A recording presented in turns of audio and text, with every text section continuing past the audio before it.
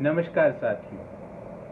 आज इस वीडियो में हम एक बड़े सवाल का उत्तर खोजने का प्रयास करेंगे। सवाल यह है कि क्या मौजूदा वैक्सीन पॉलिसी से हम कोरोना को हरा पाएंगे। इसके लिए हम इस बड़े सवाल को 4 भागों में विभाजित कर देते हैं। देखिए, कोई भी प्रोक्योरमेंट होता है, उसके नियम होते हैं। Right quantity, right time, right price from the right authority. तो हम इन चारों का एनालिसिस करेंगे कि क्या हमने राइट टाइम पर ऑर्डर किया और हम हमारी ऑर्डरिंग डेट को दुनिया के दूसरे देशों ने कब ऑर्डर किया उससे कंपेयर करने का प्रयास करेंगे और ये पता लगाने की कोशिश करेंगे कि क्या मौजूदा वैक्सीनेशन पॉलिसी से हम कोरोना जैसी बड़ी महामारी को हरा पाएंगे।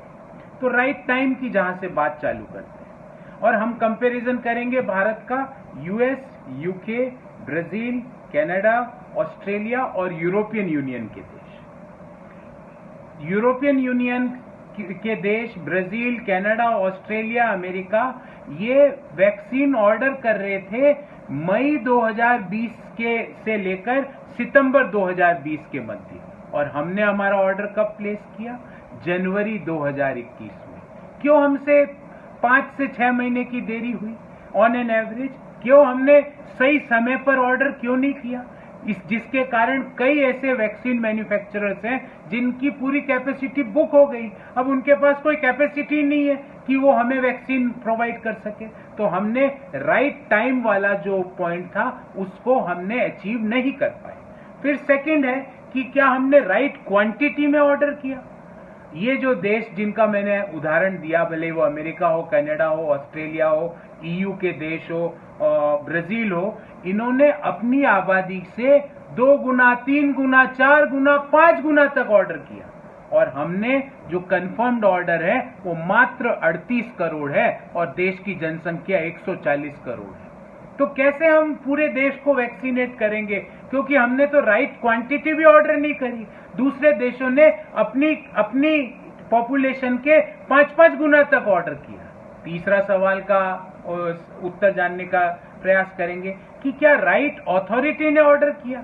ये जितने भी देश है, भले ईयू हो, ब्राजील हो, कनाडा हो, ऑस्ट्रेलिया हो, यूके हो, ये सारे देशों में केंद्र सरकार, वहां की केंद्र सरकार या फेडरल गवर्नमेंट ने ऑर्डर प्लेस किए, जिसके कारण उनको इकोनॉमीज ऑफ स्केल मिली, जिसके कारण उनको बल्क ऑर्डर डिस्काउंट मिले। पर हमने क्या किया? हमने कहा कुछ ऑर्डर देगी केंद्र सरकार, कुछ ऑर्डर देगी राज्य की सरकारें, कुछ ऑर्डर देंगे प्राइवेट हॉस्पिटल। किसी को भी इकोनॉमीज ऑफ स्केल और बल्क डिस्काउंट का फायदा नहीं हो पा रहा है क्योंकि मल्टीपल बायर्स है। तो यहां पर भी हमने सफलता हासिल नहीं करी। नाइदर हमने राइट टाइम पे ऑर्डर किया, नॉर हमने राइट क्वांटिटी में ऑर्डर किया और नॉर राइट अथॉरिटी ने ऑर्डर किया। और लास्ट बट नॉट लीस्ट कि क्या दुनिया के जो देश है उन्होंने अपने वैक्सीन निर्माताओं को कैपेसिटी बढ़ाने के लिए कुछ वित्तीय सहायता करी। अगर हम अमेरिका का एग्जाम्पल लें तो जुलाई 2020 में अमेरिका ने 14,000 करोड़ रुपया अपने वैक्सीन निर्माताओं को उनकी कैपेसिटी एनहांसमेंट के लिए दिए। और भारत के वैक्सीन निर्माता जब सरकार से वित्तीय सहायता अपनी कैपेसिटी को एक्सपीडाइट इंक्रीज करने के लिए मांग रहे थे तो हमने 4,500 करोड़ अप्रैल 2021 के मध्य दिए। तो कैसे वैक्सीन निर्माता इतनी बड़ी आबादी को वैक्सीन मुहैया करा पाएंगे? तो राइट टाइम भी हमने फेल हुए, राइट क्वांटिटी में भी हम फेल हुए, राइट अथॉरिटी में भी हम फेल हुए और right support to vaccine manufacturers में भी फेल हुए। इसका नतीजा क्या हुआ?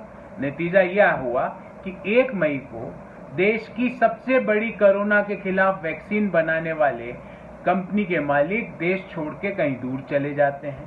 उसका नतीजा यह हुआ कि 18 मई को जो साइंटिफिक एडवाइजरी ग्रुप है, जिसको इंसा सीओजी कहते हैं, उसके चेयरपर्सन रिजाइन कर देते हैं। उसका नतीजा यह हुआ कि कल सीरम इंस्टीट्यूट ऑफ इंडिया के एग्जीक्यूटिव डायरेक्टर सुरेश यादव क्या बोलते हैं? उनका वक्तव्य बहुत महत्वपूर्ण है कि भारत सरकार ने बिना तैयारी के, बिना पूर्ति की चेन देखे बिना अपनी वैक्सीन पॉलिसी घोषित कर दी। इसके बड़े दूरगामी इम्पैक्ट है इस स्टेटमेंट के। इसका मतलब भारत सरकार ने जो दूसरे देशों को वैक्सीन एक्सपोर्ट करी, उनको पता ही नहीं था कि हमें कितनी वैक्सीन मिल रही है। एज पर एग्जीक्यूटिव डायरेक्टर जो सीरम इंस्टीट्यूट के वो बोल रहे हैं कि central government began inoculating people from multiple age groups without taking into account available stock of vaccines। आपको पता ही नहीं कि आपके पास कितना वैक्सीन है आपके स्टॉक में, और आपने वैक्सीन लगाना लोगों को चालू कर दिया। इसका मतलब आपको पता ही नहीं। इट क्लियरली शोज, ये जो सुरेश यादव जी का स्टेटमेंट है ये बताता है कि without taking into consideration the stocks, कितना स्टॉक है इसकी जानकारी के बिना आपने एक्सपोर्ट का निर्णय ले लिया। तो इससे क्या हो रहा है, इसका परिणाम क्या हो रहा है कि जो मौजूदा वैक्सीनेशन है वो लगभग 13.5 लाख डोजेस पर डे लग रही है। और अगर हम माननीय हेल्थ मिनिस्टर साहब की बात मान लें, जिन्होंने कहा कि 4 महीने के अंदर, अगले 6 महीने के अंदर हम पूरी एडल्ट पॉपुलेशन को वैक्सीनेट कर देंगे। माननीय हेल्थ मिनिस्टर सर, 4 महीने हो गए और मात्र 15% of adult population means 140 crore के देश में लगभग 94.5 करोड़ एडल्ट पॉपुलेशन है। इस 94.5 करोड़ में से मात्र 15% लोगों को एक डोज लगी है माननीय डॉक्टर साहब। तो और आप कह रहे हो कि जुलाई 2021 तक 52 करोड़ डोजेज लगा दोगे। उसके लिए प्रतिदिन 45 लाख वैक्सीन की डोजेज लगनी चाहिए, और अभी हमारी रफ्तार है 13.6 लाख डोजेज पर डे। तो क्या हम कह सकते हैं कि मौजूदा वैक्सीनेशन पॉलिसी से क्या हम कोरोना को हरा पाएंगे? मुझे ऐसा लगता है कि right time, right place, right authority, right quantity and right financial support, इन पांचों में भारत सरकार ने देरी करी, पूर्ण रूप से असफलता अर्जित करी, जिसके कारण आज हम 4 महीने के बाद भी मात्र 15% ऑफ एडल्ट पॉपुलेशन को वैक्सीन लगा पाए हैं। जिसके कारण जो माननीय हेल्थ मिनिस्टर साहब ने स्टेटमेंट दिया कि जुलाई 2021 तक 52 करोड़ डोजेज लगा दी जाएगी, उसके लिए प्रतिदिन 45 लाख वैक्सीन लगने की आवश्यकता है, जो अभी मात्र 13.6 लाख है। तो वैक्सीन पॉलिसी से, मौजूदा वैक्सीन पॉलिसी से हम कोरोना जैसी महामारी का सामना नहीं कर सकते। बहुत बहुत धन्यवाद, आपने इस वीडियो को देखा।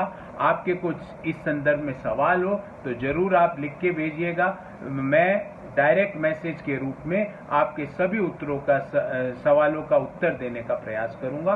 बहुत बहुत धन्यवाद। जय हिंद।